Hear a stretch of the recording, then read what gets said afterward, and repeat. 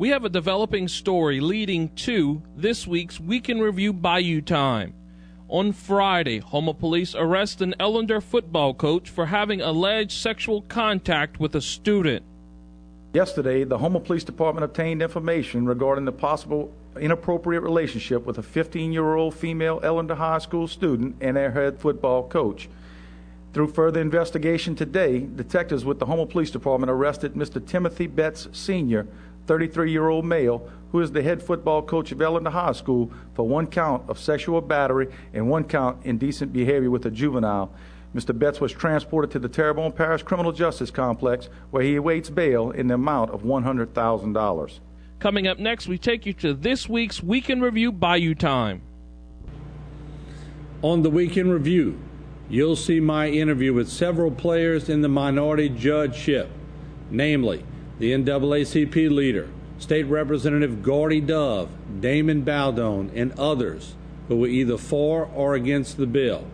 And certainly in this Week in Review, you'll see our coverage of the actual vote that defeated the minority judgeship proposal that was set forth by State Representative Damon Baldone.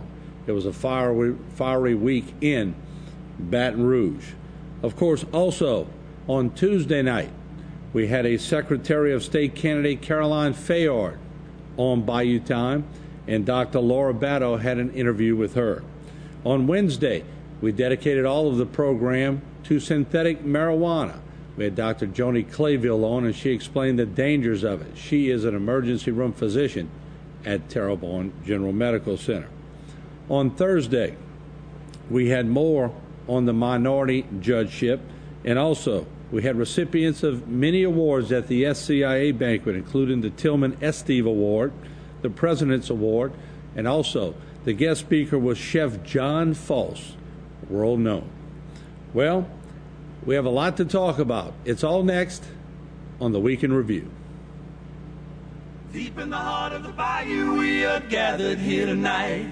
Now it's time for action, 'cause our lives are on the line. Tonight we'll do our very best to break through all the bureaucratic mess. The time has come tonight, 'cause it's Bayou time. Show 'em what Louisiana's all about.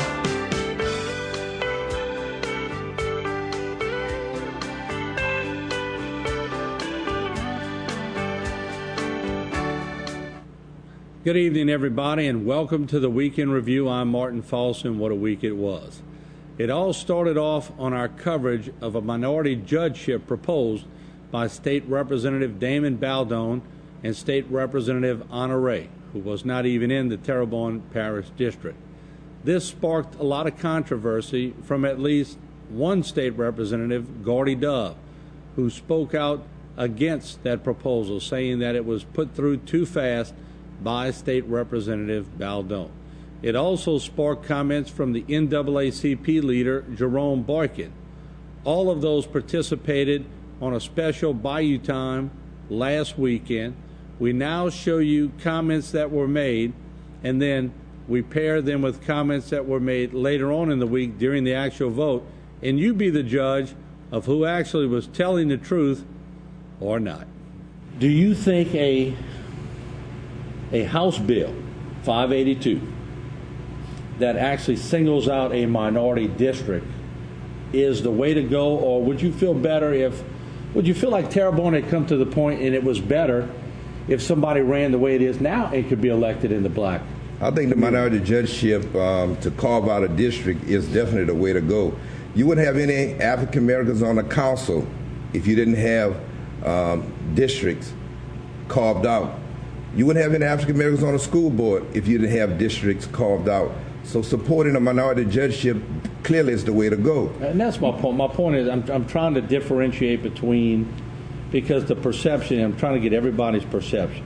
The perception is there's still a lot of people in this community that think there are several members of the black community, lawyers, who could run for a judgeship no matter where and win. And there are others like yourself that say no, they're not going to be able to win in the 5 districts the way they are, so let's cut out a district and create an opportunity to make that happen. That's where the fairness issue comes in amongst everybody. You think it's fair one way, they think it's fair another way. How are we going to be able to cut through all this? Well, the key to all of this is diversity. The 32nd Judicial Court needs to be diverse. African American minorities make up over 22% of the population, and we deserve to have someone that look like us or a woman to serve in that position. I mean, what are you hearing from your position as the NAACP leader? What are you hearing on a daily basis with phone calls? How hot is this subject getting? It's real hot. Matter of fact, when I went to Baton Rouge and after the committee meeting was over with in Baton Rouge, I had an opportunity to talk to some of the Republicans who voted for the minority judgeship for Terrebonne Parish and asked them about why they voted for it, because I wanted to get their opinion. And they clearly say, we live it in 2011 and it's time for diversity. Of course, doesn't have diversity on it should. You know, we pay taxes just like everybody else. And you still have some of these judges who are set in their own ways. They want to keep their all-white male club together, and they don't want no one else coming in. And that's the reason why they're fighting. They're not open. They don't have an open mind to say it's time to have diversity. Let me ask you this. Why was, and I got to ask you this because you and Judge Ellender have a history, a pretty well-known history. Why was the 32nd Judicial District Division C singled out as the one that, if it didn't take place by a certain date, that was the district that was going to be, I guess, the launching pad for it to happen? Yeah, it wasn't target for Judge Ellender per se. Judge Ellender's seat is the next seat that's available. If it would have been any of the other judges, it would have said any of the other judges. But Judge Ellender, because of age, is not running or can run for re-election. All right, so it would make more sense in fairness to you, to have the next available seat. That was the pecking order. That was the next available seat. Okay. Happens to be Judge Ellender's seat. He wasn't saying it out. If it would have been any of the other judges, it would have been their seat. All right. So let me ask you this. I mean, and I know you've been on the other side of race issues for a long time. Where does this put Terrebonne Parish again? You got, and I don't know the exact numbers, but let's say there's half opposing House Bill 582 and half pushing for it. Is this another division in Terrebonne Parish that may be hard to get over? Yes, I have no control over that. What I do have control over is to do all that we can to see that Terrebonne Parish have a minority seat on the 32nd Judicial Courts. Also, I would say most of your local delegation is in favor of this minority judgeship. I noticed you called the names, but you left out State Representative Joe Harrison. He is for this minority judgeship also, and he's a Republican.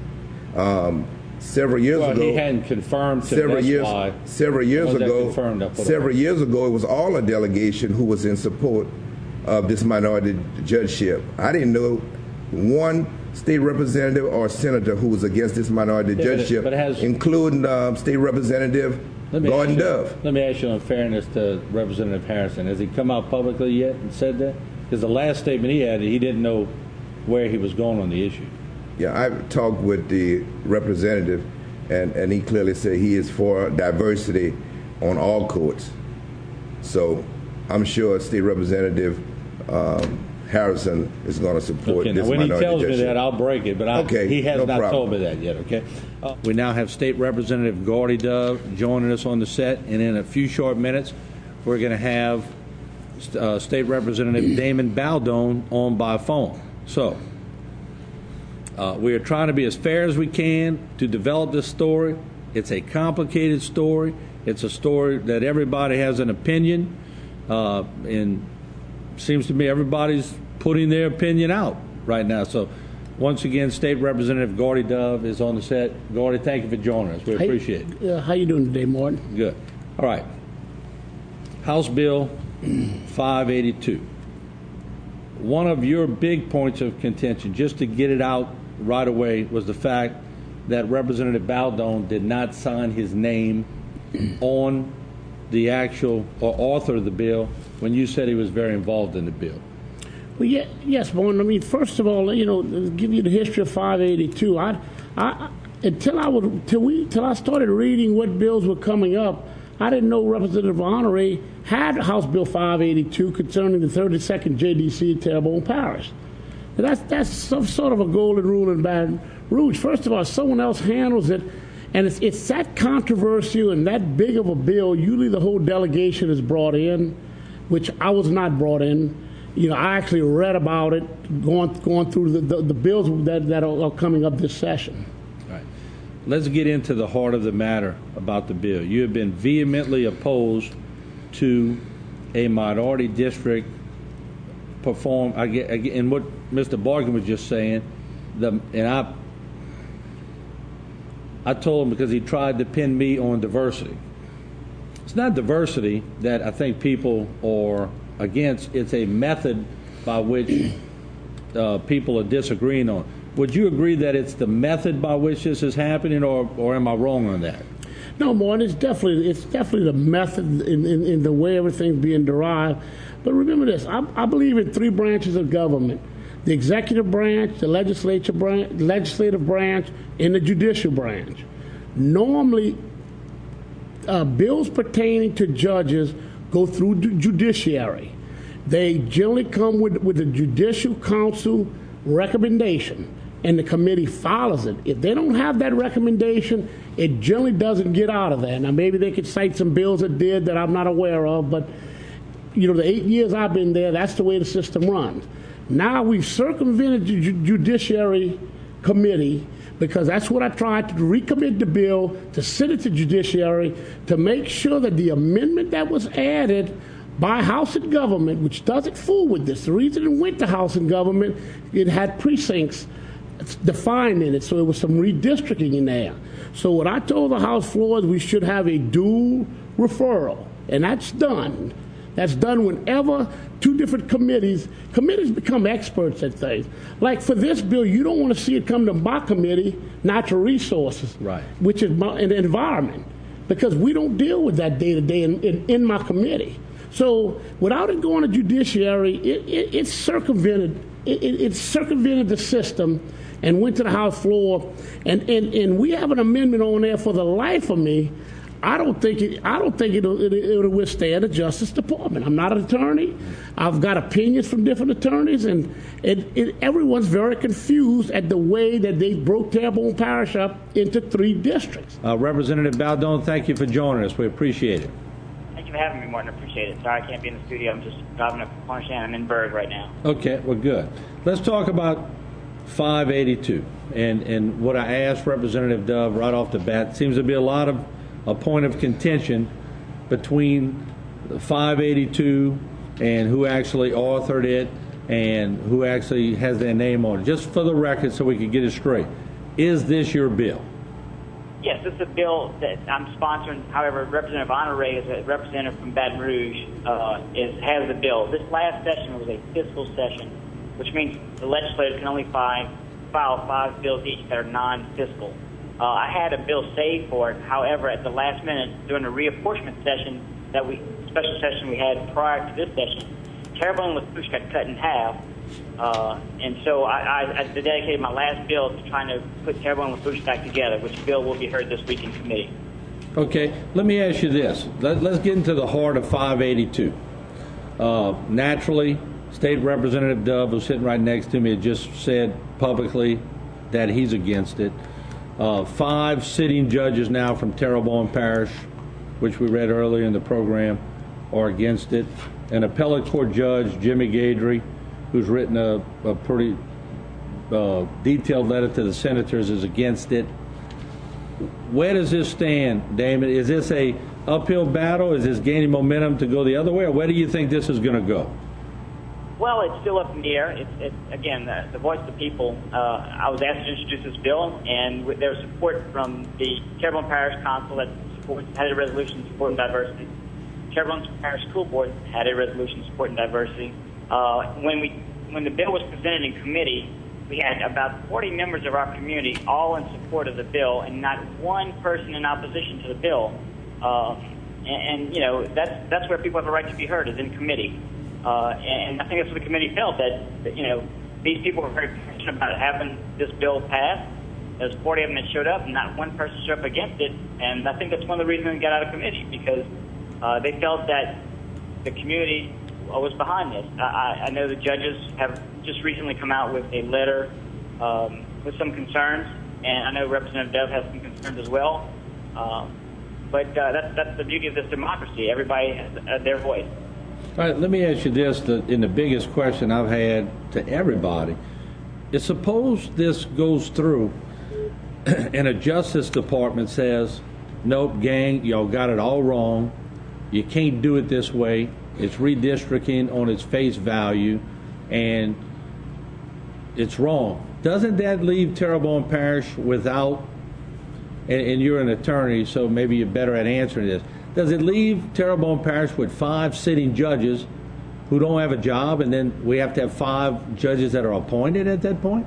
No, that's not correct at all. Okay. What happened is this does not take effect until it gets justice approval. So, in other words, an election will not take place. And first of all, the election doesn't take place until 2013, effective to 2014, unless there's a death or a resignation earlier than that. But no, it has to get approval by the Justice Department first. So none of this will take effect until Justice gives their stamp of approval on it. So that's not a concern. When we come back, we have more, including the Bubba Dove Fishing Rodeo.